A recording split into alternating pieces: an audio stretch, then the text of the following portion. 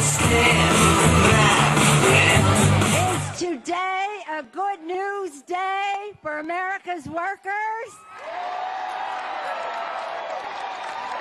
Higher wages, better jobs, a new direction for America. Leader Reid, it seems like yesterday we were here urging the Senate to end the war and bring our troops home. And here we are, 1 week later, gathered here to observe a remarkable thing, an increase in the minimum wage. It shouldn't be that remarkable, but it took 10 long years because of Republican obstructionism to block fairness for an increase in the minimum wage. 10 years. In fact, in the last Congress, the Republicans prevented consideration of minimum wage coming to the House floor 11 times. Does that tell you whose side they are on?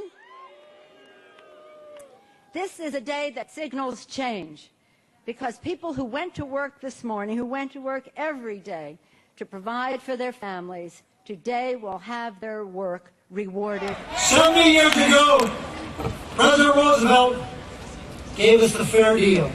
The last 6 years, Bush has given us a raw deal. What was part of that New Deal? Social Security. And today we're here to celebrate one of the things that was part of the New Deal, minimum wage. And what we have done in raising that minimum wage, this minor increase of 70 cents an hour for most people, but for some people a big deal. What are they going to do with that $28 a week? Well, they might do like some of the CEOs and buy a new vacation home in the Caribbean. They might decide to take that trip around the world that they've always dreamed of. They might decide to expand their portfolio of mutual funds.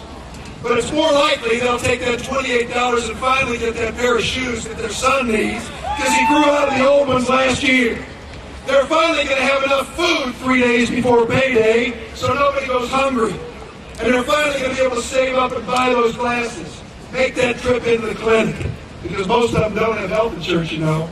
They're just struggling to get by. And ladies and gentlemen, we are here to thank you, each and every one of you, because every one of us up here know that if you didn't go out and knock on the doors, if you didn't ring the doorbells, if you didn't pick up the phone, if you weren't there at the churches talking about the moral issue of a decent wage for people, this would never happen. Today is thank you. Thank you, workers.